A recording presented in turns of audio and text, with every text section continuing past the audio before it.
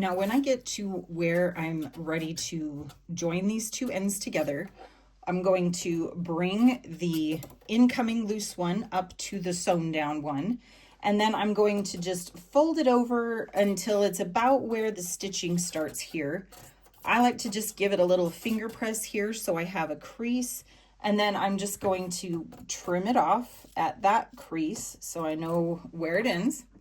Then I'm going to open up this binding here, and I'm going to slide this end inside of it. So I'm just going to lay it down. Now I make sure that my ends here stay all lined up, and then I just usually will use a pair of scissors or a chopstick or something to just kind of smooth that out inside there so that it's laying nice and neat inside that other seam. And then I'm just going to finish sewing.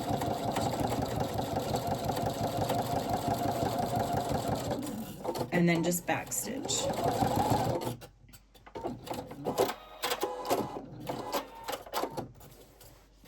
And now I am ready to bring my binding to the back. And just trim off some of these threads. Oh my goodness. Okay. I always start where this joined side is. So you can see that join right here. I pull on both sides of the binding so that it comes across and I'm not pulling out this fabric out of that join at all. So I'm going to pull it straight down towards me and then up and over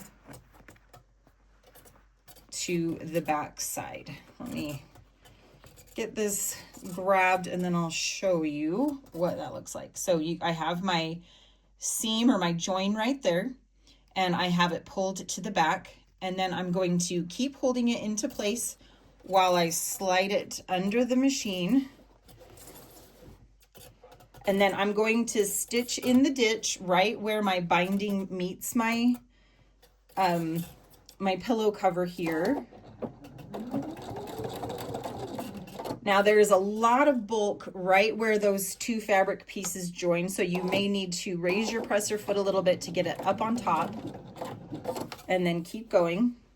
And then I'm just going to keep pulling my binding straight out and then around to the back as I go. So I use my fingers to kind of roll it underneath there so that it's going to be caught by the needle.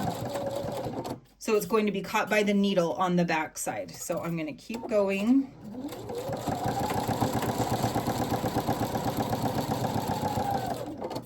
Now when I get close to this corner, I'm going to pull on the opposite coming side here. And I'm going to, again, pull it straight out and fold it under. And then I'm going to pull this out so that it makes this nice mitered corner here, that nice little 90-degree angle. And then I'm going to fold that underneath. Now, if I have my angles correct, it should line up. Let me see if I can get it here. Might not. It should line up and create a great mitered corner just like that.